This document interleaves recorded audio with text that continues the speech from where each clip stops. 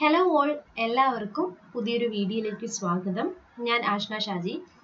കഴിഞ്ഞ ദിവസങ്ങളിൽ നമ്മുടെ ഇന്ത്യൻ ഭൂമിശാസ്ത്രവുമായി ബന്ധപ്പെട്ട വളരെ പ്രധാനപ്പെട്ട ഒരു പാഠമാണ് SCERT പാഠഭാഗം ആണ് നമ്മൾ പഠിച്ചുകൊണ്ടിരുന്നത്. അപ്പോൾ ഇന്ന് നമ്മൾ പഠിക്കാൻ പോകുന്നത് ഉത്തര മഹാസമതലത്തെ കുറിച്ചിട്ടാണ്. ഓക്കെ, എന്തിനെ കുറിച്ചിട്ടാണ്? ഉത്തര മഹാസമതലം. അപ്പോൾ അടുത്ത ഭാഗമാണ് പഠിക്കാനായിട്ട് പോകുന്നത്. അപ്പോൾ ഇവിടെ ഈ പറഞ്ഞിരിക്കുന്ന നമ്മുടെ മാപ്പ് വെച്ചിട്ടാണ് ഇവിടെ എക്സ്പ്ലനേഷൻ ചെയ്തിരിക്കുന്നത്. ഈ പറഞ്ഞിരിക്കുന്ന ഒരു ഓറഞ്ച് കളറിൽ രേഖപ്പെടുത്തിയിരിക്കുന്നത് കണ്ടോ, നമ്മുടെ പഞ്ചാബ് ഹരിയാന സമതലമാണ്. ഈ യെല്ലോ കളറിൽ ഇവിടെ കാണിച്ചിരിക്കുന്നത് രണ്ടാമത്തെ നമ്മുടെ മരുസ്ഥലി ബാഗർ സമതലമാണ്. അടുത്തത് നമ്മളിവിടെ കാണിച്ചിരിക്കുന്നത് ഗംഗാ സമതലമാണ്. ഇത്രയും കാണിച്ചിരിക്കുന്നത്. ദെൻ നമ്മുടെ ഈ ഒരു കളറിൽ കാണിച്ചിരിക്കുന്നത് ബ്രഹ്മപുത്ര താഴ്വരയാണ് കേട്ടോ. അപ്പൊ ഇത്രയുമാണ് പ്രധാനമായിട്ടുള്ള ഉത്തര മഹാസമതലത്തെ കുറിച്ച് നമുക്ക് പഠിക്കാനുള്ളത്. അപ്പൊ നമുക്ക് നോക്കാം. ഈ പറഞ്ഞിരിക്കുന്ന നദികൾ മെനഞ്ഞ സമതലങ്ങളാണ് നമ്മളിപ്പോൾ കണ്ടത്. ഇനി നമുക്ക് നോക്കാം എന്താണ് ഈ നദികൾ മെനഞ്ഞ സമതലങ്ങൾ എന്നുള്ളത്. അപ്പം ചില നദികളുടെ നിക്ഷേപണത്തിന്റെ ഫലമായിട്ട് രൂപം കൊണ്ടിട്ടുള്ളത്, അതിന്റെ അടിസ്ഥാനത്തിലാണ് പറഞ്ഞിരിക്കുന്ന ഉത്തര മഹാസമതലങ്ങളെ ഡിവൈഡ് ചെയ്തിരിക്കുന്നത്. അതായത് ഇവിടെ ശ്രദ്ധിച്ചോണം, ഇത് ഡിഗ്രി ലെവൽ പ്രിലിംസിന് ചോദിച്ചിരിക്കുന്ന ഒരു ചോദ്യമായിരുന്നു. ഒന്നാമത് നമ്മൾ പറയുന്നത് പഞ്ചാബ് ഹരിയാന സമതലം. അപ്പോൾ പഞ്ചാബ് ഹരിയാന സമതലം രൂപീകരണത്തിന് കാരണമായ രണ്ട് നദികളാണ്, അല്ലെങ്കിൽ നദികളാണ് സിന്ധു നദിയും അതിന്റെ പോഷക നദികളും. സേലം, ചിനാബ് തുടങ്ങിയ നദികൾ, ഒപ്പം തന്നെ സിന്ധു, ഇതെല്ലാം സിന്ധുവിന്റെ പോഷക നദികളാണ്. അപ്പൊ ഈ നദികളും സിന്ധു നദിയും കൂടി സമതലം, അല്ലെങ്കിൽ അതുണ്ടാക്കിയ സമതലമാണ്. ഈ നദികളുടെ നിക്ഷേപം കൊണ്ടുണ്ടായതാണ് പഞ്ചാബ് ഹരിയാന സമതലം. ഇനി രണ്ടാമത്തേത് നോക്കിക്കഴിഞ്ഞാല് രാജസ്ഥാനിലെ മരുസ്ഥലി ബാഗർ സമതലങ്ങള് നമുക്കറിയാം ലൂണി നദിയും സരസ്വതി നദിയുടെയും നിക്ഷേപത്തിന്റെ ഫലമായിട്ടാണ് രാജസ്ഥാനിലെ മരുസ്ഥലി ബാഗർ സമതലങ്ങൾ രൂപം കൊണ്ടിട്ടുള്ളത്.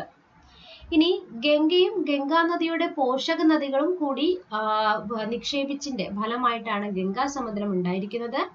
അതുപോലെ തന്നെ ബ്രഹ്മപുത്രയും പോഷക നദികളും കൂടി ചേർന്നുകൊണ്ടാണ് അസമിലെ ബ്രഹ്മപുത്ര സമതലം ഫോം ചെയ്തിരിക്കുന്നത്. ഇത് വളരെ പ്രധാനപ്പെട്ട ഒരു പോയിന്റ് ആണ്, ഒന്ന് നോക്കിക്കോളാം കേട്ടോ. ഇനി നമുക്ക് നോക്കാം ഉത്തര മഹാസമതലത്തെ കുറിച്ചുള്ള കുറച്ച് പ്രധാനപ്പെട്ട പോയിന്റുകളാണ് ഞാൻ ഇവിടെ കൊടുത്തിരിക്കുന്നത്. നമുക്കത് നോക്കാം. അപ്പോൾ ഏകദേശം ഈ പറഞ്ഞിരിക്കുന്ന ഹിമാലയൻ പർവ്വതത്തിന്റെ രൂപീകരണ സമയത്ത് നമുക്കറിയാം അല്ലെ, ശിവാലിക് എന്ന് പറയുന്ന ഔട്ടർമോസ്റ്റ് ലെയർ ആണ്. നമുക്കറിയാം ഹിമാലയൻ നദികളെ കുറിച്ച് നമ്മൾ പറഞ്ഞപ്പോൾ ഹിമാലയത്തിന്റെ ഡിവിഷൻസ് ഒക്കെ നമ്മൾ പറഞ്ഞിരുന്നു. ആ ശിവാലിക് നിരകളുടെ തെക്ക് ഭാഗത്ത് സമാന്തരമായിട്ട് ഏകദേശം 2000 മീറ്റർ ആഴത്തില് അഗാധമായിട്ടുള്ള ഗർത്തം സൃഷ്ടിക്കപ്പെട്ടിരുന്നു. ഈ ഗർത്തത്തിലേക്ക് ഹിമാലയൻ നദികൾ ഒരുപാട് വർഷങ്ങളായിട്ട്, ഏകദേശം 1000ഓളം വർഷങ്ങളുടെ അവസാദങ്ങൾ നിക്ഷേപിച്ചതിന്റെ ഫലമായിട്ടാണ് ഒരു വിശാലമായിട്ടുള്ള സമതലം രൂപപ്പെട്ടിരിക്കുന്നത്. ഇനി ഇതിന്റെ വിസ്തൃതി എന്ന് പറഞ്ഞു കഴിഞ്ഞു കഴിഞ്ഞാല് 7 ലക്ഷം ചതുരശ്ര കിലോമീറ്റർ ആണ്. ഒപ്പം തന്നെ ലോകത്തിലെ ഏറ്റവും വിസ്തൃതമായ എക്കൽ സമതലം ഏതാണ്? ഈ പറഞ്ഞിരിക്കുന്ന ഉത്തര മഹാസമതലമാണ്. ഇനി ഇതിനകത്ത് പ്രധാനമായിട്ടും സിന്ധു, ഗംഗ, ബ്രഹ്മപുത്ര ഇത് മൂന്നും എന്താണ്? ഹിമാലയൻ നദികളാണ് അല്ലെ. അപ്പം ഈ പറഞ്ഞിരിക്കുന്ന ഹിമാലയൻ നദികളുടെ, അതായത് സിന്ധു നദിയാവട്ടെ, ഗംഗാ നദിയാവട്ടെ, ബ്രഹ്മപുത്ര നദിയാവട്ടെ, ഇതിന്റെ മൂന്നിന്റെയും സമതലം എന്നും ഇതിനെ അറിയപ്പെടുന്നുണ്ട്. വളരെയധികം ഫലഭൂഷ്ടിയായിട്ടുള്ള എക്കൽ സമതലമാണ് ഇവിടെ പറയുന്നത്. അപ്പൊ നമുക്ക് പറയാം, ഏതൊക്കെ പോയിന്റ് പറയാം? ശിവാലിക് നിരകൾക്ക് തെക്കു ഭാഗത്തായിട്ടാണ് 2000 മീറ്റർ ആഴത്തില് സൃഷ്ടിക്കപ്പെട്ടൊരു ഗർത്തമാണ്. അതുപോലെ ഏകദേശം 7 ലക്ഷം ചതുരശ്ര കിലോമീറ്റർ ആണ് വരുന്നത്. ലോകത്തിലെ ഏറ്റവും വിസ്തൃതമായ എക്കൽ സമതലമാണ് ഈ പറഞ്ഞിരിക്കുന്നത്. ഇതിനെ സിന്ധു, ഗംഗ, ബ്രഹ്മപുത്ര സമതലം എന്നും അറിയപ്പെടുന്നു. ഓക്കെ ആണല്ലോ. ഇനി നോക്കാം, ഇതിന്റെ പ്രാധാന്യമാണ് നമ്മൾ പറയാൻ പോകുന്നത്. ഉത്തര മഹാസമതലത്തിന്റെ പ്രാധാന്യത്തെ കുറിച്ച് നമുക്ക് നോക്കാം. ലോകത്തിലെ ഏറ്റവും ഫലഭൂഷ്ടമായ സമതലമാണ് ഉത്തര മഹാസമതലം. അതുപോലെ തന്നെ എക്കൽ സമതലമാണ്. ഓക്കെ, മണ്ണിനം പ്രധാനമായിട്ടും എക്കലാണ്. ധാരാളമായിട്ട് നദികളും പോഷക നദികളും അതിലൂടെ ഒഴുകുന്നുണ്ട്. ഇനി പ്രധാനമായിട്ട് കൃഷി ചെയ്യുന്ന പയർ ഏതൊക്കെയാണ്? ഗോതമ്പ്, ചോളം, നെല്ല്, കരിമ്പ്, പരുത്തി ആൻഡ് പയർ വർഗ്ഗങ്ങൾ. അല്ലെ? അതുകൊണ്ട് തന്നെ ഇതിനെ നമ്മുടെ ഇന്ത്യയുടെ ധാന്യപ്പുര എന്നാണ് അറിയപ്പെടുന്നത്. ഇന്ത്യയുടെ ധാന്യപ്പുര എന്നറിയപ്പെടുന്നത് ഉത്തര മഹാസമുദ്രത്തെയാണ്. ഓക്കെ ആണല്ലോ. അതുപോലെ തന്നെ നമുക്ക് ധാരാളമായിട്ടും റോഡാണെങ്കിലും റെയിൽ ആണെങ്കിലും കനാൽ ആണെങ്കിലും നല്ല രീതിയിൽ വികാസം പ്രാപിച്ച പ്രദേശവുമാണ് ഉത്തര മഹാസമതലം. ഓക്കെ ആണല്ലോ. ഇനി പ്രധാനമായിട്ടും ഇവിടെ നോക്കിക്കേ, അടുത്ത നമ്മൾ ടെക്സ്റ്റിൽ കൊടുത്തിരിക്കുന്ന ഒരു കാര്യം തന്നെയാണ്. ഈ പറഞ്ഞിരിക്കുന്ന റോഡാണെങ്കിലും റെയിലാണെങ്കിലും കനാലാണെങ്കിലും ഇവയുടെ ശൃംഖല ഏറ്റവും കൂടുതൽ വികാസം പ്രാപിച്ചത് ഉത്തര മഹാസമുദ്രത്തിലാണ്. അതിന്റെ പ്രധാനമായിട്ടുള്ള കാരണം എന്ന് പറഞ്ഞു കഴിഞ്ഞാൽ നിരപ്പാർന്ന പ്രദേശമായതുകൊണ്ട് റെയിൽ റോഡ് ശൃംഖലയിൽ ഏറ്റവും കൂടുതൽ വികാസം പ്രാപിച്ചിരിക്കുക. അതായത് ഇത് നമ്മൾക്ക് എക്സാമ്പിൾ കേരളത്തിന്റെ തന്നെ നോക്കുവാണെങ്കിൽ കേരളത്തിലെ റെയിലില്ലാത്ത ജില്ലയാണ് വയനാടും അതുപോലെ തന്നെ ഇടുക്കി ജില്ലയും. കുത്തനെയുള്ള മലകളും ഒക്കെ ഉള്ളത് കൊണ്ടാണ് എന്താണ് റെയിലിനൊക്കെ കുറച്ച് ബുദ്ധിമുട്ടാണ് അല്ലെ. പക്ഷെ ഇവിടെ ഉത്തര മഹാസമുദ്രം നല്ല നിരപ്പായ പ്രദേശമാണ്. അതുപോലെ തന്നെ വർഷം മുഴുവൻ ധാരാളം ജലം ലഭിക്കുന്ന നദികൾ ഒഴുകുന്നത് കൊണ്ട് കനാൽ ശൃംഖലകളും വികാസം പ്രാപിച്ചിരിക്കുന്നു. നമ്മൾ പറഞ്ഞിരുന്നു, അതായത് പെനിൻസുലാർ റിവേഴ്സ് ഉപദ്വീപിയൻ നദികളുടെ പ്രത്യേകത എന്ന് വെച്ച് കഴിഞ്ഞാൽ മഴയെ ആശ്രയിച്ചാണ്. പക്ഷെ ഹിമാലയൻ നദികളിൽ എന്താണ് എപ്പോഴും ഫുൾ ടൈം വെള്ളം ഉണ്ടാവാറുണ്ട് അല്ലെ. ഓക്കെ, ഇനി അടുത്ത് നമ്മൾ പറയുന്നത് വളരെ പ്രധാനപ്പെട്ട ഒരു പോയിന്റ് ആണ്, ശ്രദ്ധിച്ചോളൂ. ഈ പറഞ്ഞിരിക്കുന്ന ഉത്തര മഹാസമതലത്തിന്റെ പടിഞ്ഞാറ് ഭാഗം എന്ന് പറയുന്നത് രാജസ്ഥാനിലെ മരുസ്ഥലിയാണ്, മരുസ്ഥലി ബാഗർ സമതലം. അപ്പോൾ അവിടെ എന്ന് പറഞ്ഞു കഴിഞ്ഞു കഴിഞ്ഞാല് ജനവാസം വളരെ കുറവാണ്. എന്തുകൊണ്ടാണ് രാജസ്ഥാനിലെ മരുസ്ഥലി ബാഗർ സമതലത്തിലെ ജനവാസം കുറവ്? അപ്പോ പ്രധാനമായിട്ടും രാജസ്ഥാൻ എന്ന് പറയുമ്പോൾ നമ്മുടെ മനസ്സിലേക്ക് വരുന്ന എന്തായിരിക്കും? ധാരാളമായിട്ട് നിറഞ്ഞു നിൽക്കുന്ന മരുഭൂമി പ്രദേശമായിരിക്കും അല്ലെ.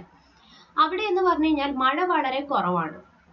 ഓക്കെ, അതുകൊണ്ട് തന്നെ അതായത് രാജസ്ഥാൻ സംസ്ഥാനത്തിലെ മിക്ക പ്രദേശങ്ങളും കൂടുതലായിട്ട് മരുഭൂമിയാണ്. അപ്പം ഈ മരുഭൂമിയെ നമ്മൾ ഥാർ മരുഭൂമി എന്നാണ് അറിയപ്പെടുന്നത്. ഥാർ മരുഭൂമി സ്ഥിതി ചെയ്യുന്നത് രാജസ്ഥാനിലാണ്. അതുപോലെ തന്നെ ഇന്ത്യയിൽ ഏറ്റവും കൂടുതൽ ചൂട് അനുഭവപ്പെടുന്ന ഒരു ഏരിയയാണ് ജയ്സാൽമീർ എന്ന് പറയുന്നത്. നമുക്കറിയാം അല്ലെ, ജയ്സാൽമീർ എന്താണ് ഈ മരുഭൂമിയിലാണ് സ്ഥിതി ചെയ്യുന്നത്, ഥാർ മരുഭൂമിയിൽ. പിന്നെ ഇവിടെ എന്താ വെച്ച് കഴിഞ്ഞാൽ മണ്ണിന്റെ പ്രത്യേകത എന്ന് പറഞ്ഞു കഴിഞ്ഞാൽ ഈർപ്പം അധികം ഇല്ല, പക്ഷെ ലവണാംശം ഉള്ള മരുഭൂ മണ്ണാണ് ഇവിടെ സാധാരണയായിട്ടും കാണപ്പെടുന്നത്. ഒപ്പം തന്നെ മുൾച്ചെടികളും കുറ്റിക്കാടുകളും ഒക്കെ ഇവിടുത്തെ സ്വാഭാവിക സസ്യജാലങ്ങളാണ്. ഇതുകൊണ്ട് തന്നെ എന്താണ് ഈ പ്രദേശത്ത് ജനവാസം വളരെ കുറവാണ്. വെള്ളവും ഒന്നില്ല എങ്കിൽ അവൈലബിലിറ്റി ഇല്ല എങ്കിൽ എന്താണ് മരുഭൂമി ആയതുകൊണ്ട് തന്നെ ആളുകളുടെ ജനവാസം വളരെ കുറവാണ്. ഓക്കെ, അപ്പൊ നമ്മൾ ഥാർ ഡെസേർട്ടിന്റെ ഒരു ഇമേജ് ആണ് ഇവിടെ കൊടുത്തിരിക്കുന്നത് കേട്ടോ. അപ്പോൾ നമ്മുടെ രാജസ്ഥാനിൽ വെള്ളക്കുറവും ആ ഒരു ഇമേജ് ആണ് ഇവിടെ നമ്മളിവിടെ കൊടുത്തിരിക്കുന്നത്. ഇനി നമുക്ക് നോക്കാം, എങ്കിൽ കൂടി രാജസ്ഥാനില് മരുസ്ഥലി ബാഗർ സമതലത്തില് പ്രധാനപ്പെട്ട കാർഷിക വിളകളാണ് നമ്മൾ ഇനി പറയാൻ പോകുന്നത്. ജലം വളരെ മിതമായ അളവിൽ മാത്രം ആവശ്യമുള്ള ചില വിളകളാണ് ബജ്ര, ജോവർ ഇവയെല്ലാം. ഇതൊക്കെ എന്താണ് വളരെ പ്രധാനപ്പെട്ട വിളകളാണ്. ഇനി അടുത്ത് നമ്മൾ പറയാൻ പോകുന്നത് പഞ്ചാബ് ഹരിയാന സമതലത്തിന്റെ സവിശേഷതകളാണ്. അപ്പൊ നമുക്ക് നോക്കാം, സിന്ധു നദിയും അതിന്റെ പോഷക നദികളും ചേർന്ന് രൂപം നൽകിയ വിശാലമായ സമതലത്തെയാണ് നമ്മൾ പഞ്ചാബ് 5 കേട്ടോ ഹരിയാന സമതലം എന്ന് പറയുന്നത്. ഇനി ഇവിടുത്തെ പ്രധാന വിളകൾ ഏതൊക്കെയാണ്? ചോളം, കരിമ്പ് ഇവയെല്ലാമാണ്. അപ്പൊ ഇവ എന്ന് പറയുന്നത് ജലസേചനത്തെ ആശ്രയിച്ചാണ് നമ്മൾ കൃഷി ചെയ്യുന്നത്. ഓക്കെ, ഇനി നോക്കിക്കേ, ഉത്തര മഹാസമതലത്തിലെ മണ്ണിനങ്ങളെ കുറിച്ച് നമുക്ക് നോക്കാം. പ്രധാനമായിട്ടും എക്കൽ മണ്ണാണ്, ഫലപുഷ്ടി വളരെ കൂടുതലുള്ള മണ്ണിനമാണ്. ഇനി മരുഭൂമണ്ണിന്റെ പ്രത്യേകത എന്താണ്? ഈർപ്പം കുറവാണ്, എന്നാൽ ലവണാംശം കൂടുതലാണ്. ഏറ്റവും ഫലപുഷ്ടി കൂടുതലുള്ള മണ്ണിനമാണ് എക്കൽ മണ്ണ് എന്ന് പഠിച്ചു വെച്ചിരിക്കുക, എക്കൽ മണ്ണ്. ഓക്കെ ആണോ? അപ്പൊ ഇനി അടുത്ത് നമ്മൾ പഠിക്കാനായിട്ട് പോകുന്നത് ഉപദ്വീപീയ പീഠഭൂമിയെ കുറിച്ചിട്ടാണ് കേട്ടോ. അപ്പൊ നമുക്ക് നോക്കാം, ഉപദ്വീപീയ പീഠഭൂമി കുറച്ചുകൂടി ഉള്ളു, കുറച്ച് കാര്യങ്ങൾ കൂടി ഉള്ളു കേട്ടോ. അപ്പൊ ഇവിടെ നമുക്കൊരു എന്താ പറയുന്നത് ട്രയാങ്കിൾ ഷേപ്പിൽ കാണപ്പെടുന്ന കണ്ടോ. അപ്പൊ ഇതാണ് നമ്മുടെ ഈ ഉപദ്വീപീയ പീഠഭൂമി എന്ന് പറയുന്നത്. എന്താണ് ഉപദ്വീപീയ പീഠഭൂമി എന്ന് പറഞ്ഞു കഴിഞ്ഞു കഴിഞ്ഞാല് നമുക്കിതറിയാം, പടിഞ്ഞാറ് അറബിക്കടലാണ്, കിഴക്ക് ബേ ഓഫ് ബംഗാൾ ആണ്, ആൻഡ് ഇവിടെ ഏതാണ് ഇന്ത്യൻ ഓഷ്യൻ ആണ്. അപ്പൊ ഇതിന്റെ 3 സൈഡും എന്താണ് ജലത്താൽ ചുറ്റപ്പെട്ട് കിടക്കുകയാണ് അല്ലെ, 3 സൈഡും സമുദ്രത്താൽ ചുറ്റപ്പെട്ട് കിടക്കുകയാണ്. അപ്പോ നമുക്ക് നോക്കാം, ഉപദ്വീപീയ പീഠഭൂമിയുടെ പ്രാധാന്യം നമുക്ക് എന്തൊക്കെയാന്ന് നമുക്ക് നോക്കാം. ഇനി ഇവിടുത്തെ പ്രത്യേകത എന്ന് പറഞ്ഞു കഴിഞ്ഞാൽ നല്ല ഉറപ്പേറിയ ശിലകളാൽ നിർമ്മിതമായിട്ടുള്ള ഉപദ്വീപീയ പീഠഭൂമിയാണ് ഇന്ത്യയിലെ ഏറ്റവും വിസ്തൃതവും അതുപോലെ തന്നെ പഴക്കം ചെന്ന ഭൂവിഭാഗമാണ് ഉപദ്വീപീയ പീഠഭൂമി.